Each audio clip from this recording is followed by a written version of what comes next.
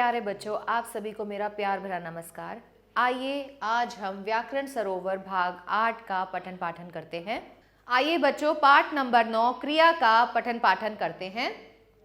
क्रिया वे पद है जिससे किसी कार्य के होने या किए जाने का, किसी घटना या प्रक्रिया के घटित होने का या किसी वस्तु या व्यक्ति की अवस्था व स्थिति का बोध होता है। तो जो काम हम कर रहे हैं या जो कार्य पूर्ण किया जा रहा है उसे ही क्रिया शब्द कहते हैं। जैसे कमल भागता है, रीता स्कूल जा रही है। तो कमल क्या कर रहा है? भागता है। क्या काम कर रहा है कमल? भागने का काम कर रहा है।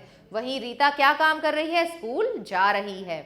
उपयुक्त वाक्य में भागता है तथा जा रही है क्रमशः कमल के भागने तथा लड़की के स्कूल जाने का कार्य का भाव प्रकट होता है और इसे वाक्य भी पूरे हो जाते हैं। इन शब्दों को ही क्रिया कहते हैं। किसी भी भाषा में वाक्य क्रिया के बिना अधूरा ही रहता है। हिंदी में क्रिया वाक्य के अंत में आती है। तो जो शब्द अथवा शब्द समूह किसी कार्य के होने या करने का बोध हमें कराते हैं उन्हें ही हम क्रिया शब्द कहते हैं। क्रिया की परिभाषा से स्पष्ट है कि क्रियाएं दो वर्ग में बांटी जा सकती हैं, करना और होना।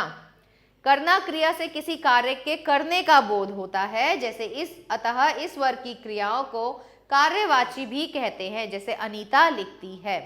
वहीं होना क्रिया से किसी वस्तु के होने अथवा अर्थात अस्तित्व का बोध होता है, इसलिए इस वर्ग की क्रिया को अस्तित्ववाची भी कहते हैं, जैसे वह सुंदर है। धातु किसी क्रिया के विभिन्न रूपों में जो अंश समान रूप से मिलता है उसे क्रिया की धातु कहते हैं। धीरे धीरे चलना चाहिए, वह धीरे धीरे चलता है। वह तेज चलता है, जरा तेज चलो, कृपया धीरे चलिए, मैं धीरे चलूंगा। तो इन वाक्यों में क्रिया का चल अंश समान रूप से सभी में आया है, अतः चल धातु है। धातु में ना जोड़ने पर क्रिया का सामान्य रूप बनता है, जैसे कि चलना, और सही शब्दकोश में मिलता है, जैसे चलना, पढ़ना, लिखना, हंसना, देखना। तो इनके धातु रूप क्या हो जाएंगे? चल, पढ़, लिख, हंस और देख आदि। क्रिया के भेद कर्म के आधार पर क्रिया के दो भेद होते हैं, एक होता है सकर्मक क्रिया और दूसरी होती है अकर्मक क्रिया।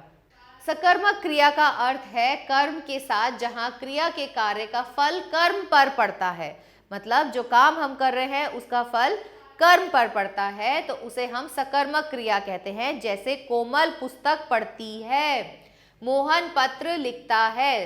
तो पुस्तक तथा पत्र क्या है? ये कर्म है। क्रिया के कार्य का फल पुस्तक तथा पत्र पर पड़ रहा है, अतः पढ़ती है, लिखता है, क्रिया सकर्मक है।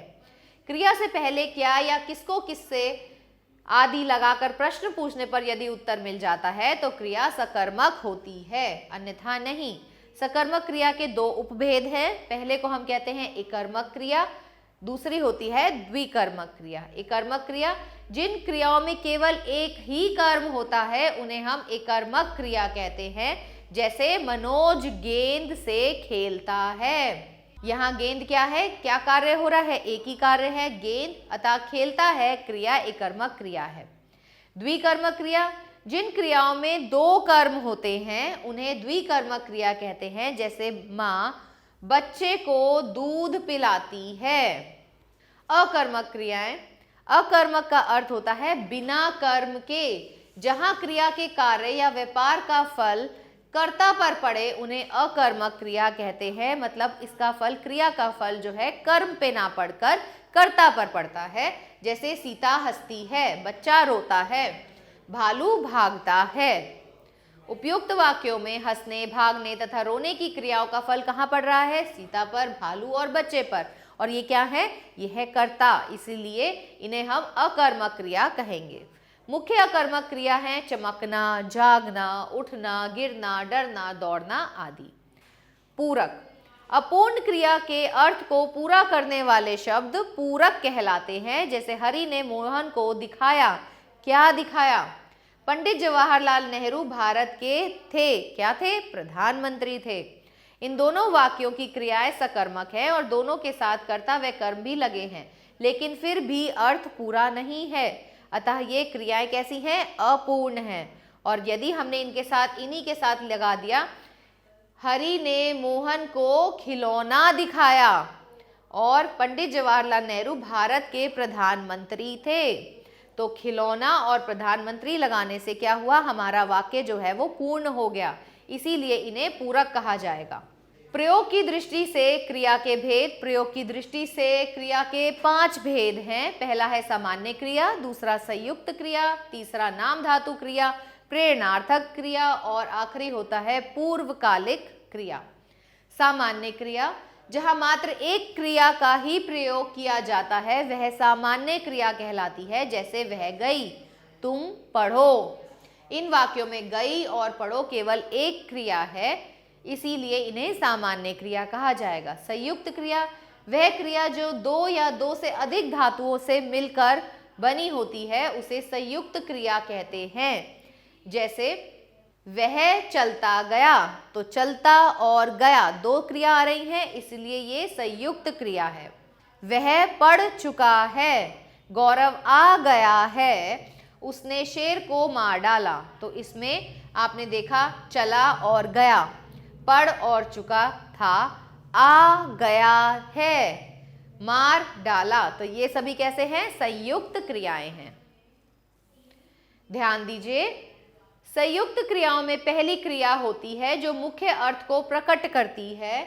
जैसे चला, पढ़, आ, मार क्रियाएं मूल क्रियाएं हैं और वाक्यों को ये क्रियाएं ही मुख्य अर्थ दे रही हैं। इसके पश्चात जो क्रिया प्रयुक्त की जाती है वे सहायक क्रिया कहलाती हैं। जैसे गया, चुका है, गया है, डाला, क्रियाएं सहायक क्रिया है। तो जो पहली क्रिया है वही मुख्य क्रिया होगी और दूसरी क्रिया को हम बोलेंगे सहायक क्रिया। नाम धातु क्रिया, वह क्रिया जो संज्ञा, सर्वनाम, विशेषण शब्दों से बनती है उन्हें हम नाम धातु क्रिया कहते हैं। जैसे सुरेश है। नीचे कुछ नाम धातु क्रियाएं दी जा रही हैं, इन्हें समझिए। संज्ञा शब्दों से बात से बतियाना, साज से सजाना, रंग से रंगना, शर्म से शर्माना, हाथ से हथियाना और लाज से लज्जाना। सर्वनाम शब्दों में जैसे अपना से अपनाना, विशेषण शब्दों से मोटा से मुटियाना, गर्म से गरमाना, नरम से नरमाना। अनुकरणवाची शब्दों से खटखट से खटखटाना, थपथप से थपथपाना, हिन हिन से हिन हिनाना, थरथर से थरथराना आदि।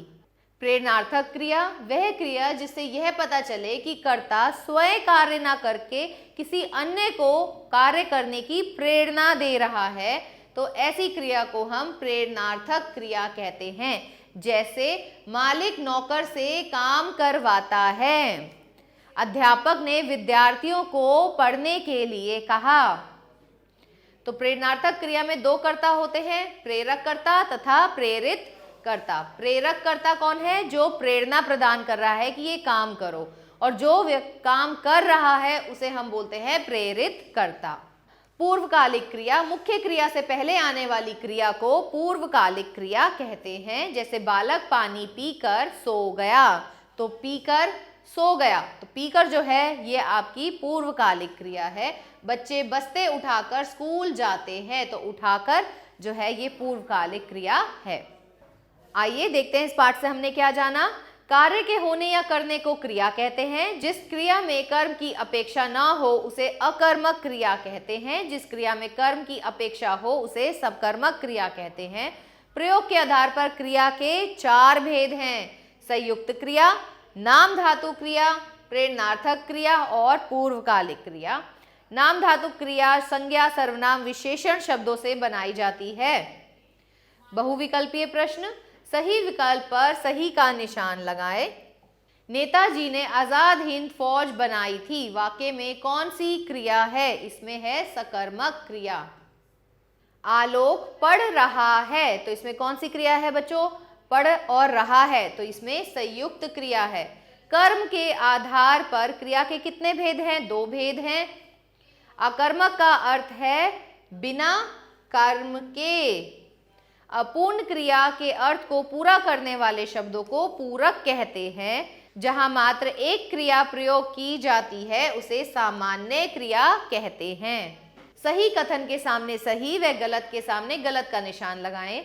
अकर्मक क्रियाओं का फल कर्म पर पड़ता है, नहीं कर्ता पर पड़ता है, इसलिए ये गलत है। संयुक्त क्रिया में एक कर्म का बोध होता है, नहीं, ये भी गलत है। प्रेरणार्थक क्रिया में कर्ता स्वयं क्रिया नहीं करता, बिल्कुल सही बात है। सकर्मक क्रिया में क्रिया का संबंध कर्म से होता है, बिल्कुल सही। नाम धातु क्रिया संज्ञा सर्वनाम विशेषण अनुकरणीय वाचक शब्दों से बनती है, बिल्कुल सही। कोष्ठक में दी गई मूल धातुओं के उचित रूप बनाकर रिक्त स्थान भरिए। मुझे पत्रिका पढ़ना, तो आप यहाँ पे लिखेंगे पढ़ना अच्छा लगता है। पेड़ पर तोता बैठा है। दर्जी कपड़े सिलता है। बच्चा भूख से रोने लगा। आशा करती हूँ आपको यह पाठ अच्छे से समझ आया होगा। मिलते हैं अगले पाठ में, तब तक के लिए आभार।